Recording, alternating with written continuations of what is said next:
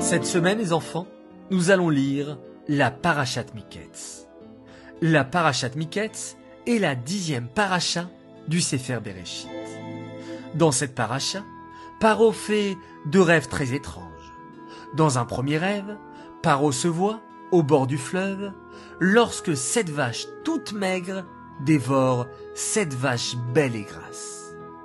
Dans un second rêve, Paro voit 7 épis de blé, maigres et battus par le vent, avaler 7 épis beaux et gras. Paro se réveille et est tourmenté par ses rêves. Il appelle alors tous ses magiciens, ses ministres, ses conseillers, pour qu'ils lui expliquent ses rêves. Mais personne ne réussit à lui interpréter ses rêves. Soudain, le maître échanson se souvient de Yosef qui lui avait interprété ses rêves lorsqu'il était en prison. Il dit à Paro qu'il connaît un jeune homme qui sait interpréter les rêves, Yosef. Paro fait sortir Yosef de prison, on lui coupe les cheveux, on lui met de beaux habits pour paraître devant le roi. Yosef réussit à interpréter les 2 rêves de Paro. Ces rêves signifient qu'il y aura en Égypte 7 années d'abondance avec beaucoup de nourriture, suivies de 7 années de terribles famines, des années durant lesquelles il n'y aura plus rien à manger. Yosef conseille à Paro de faire des réserves de nourriture pendant les 7 années d'abondance. Paro voit que Yosef est un tzaddik et un homme très intelligent. Il le nomme vice-roi de toute l'Égypte. Désormais, Yosef est comme le premier ministre de Paro. Paro lui donne sa bague en or, un collier en or et le fait monter sur son char.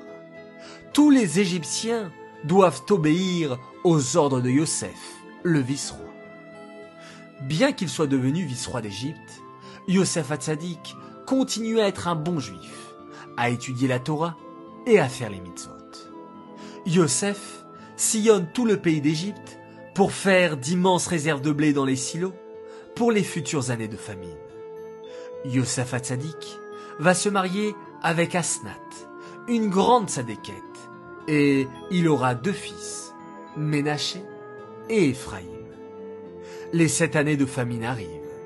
Il n'y a qu'en Égypte qu'on peut trouver de la nourriture, grâce aux réserves de Yosef.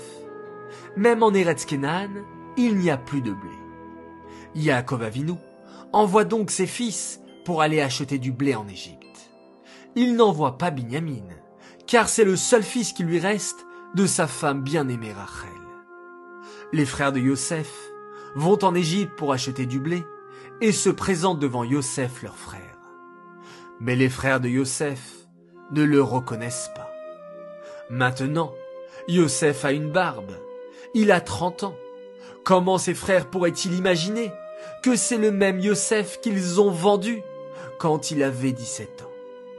Yosef va faire semblant d'être un vice-roi dur. Il les accuse. « Vous êtes des espions, venus pour espionner l'Égypte. » Les frères se défendent. « Non, non, nous ne sommes pas des espions. » Alors, le vice-roi les met à l'épreuve. « Alors, pour prouver que vous n'êtes pas des espions, la prochaine fois que vous viendrez acheter du blé, amenez-moi votre frère Binyamin. Ou sinon, pas de blé. » Les frères repartent chez leur père en amenant plein de provisions de blé. Mais les provisions s'épuisent et il faut retourner en acheter en Égypte. Cette fois-ci, les frères doivent amener avec eux Binyamin. Yaakov Avinu a très peur d'envoyer Binyamin en Égypte, mais Yehuda lui promet de protéger Binyamin et d'être responsable de lui. Les frères retournent en Égypte pour acheter du blé. Yosef est très heureux de voir qu'ils ont amené son petit frère Binyamin avec eux.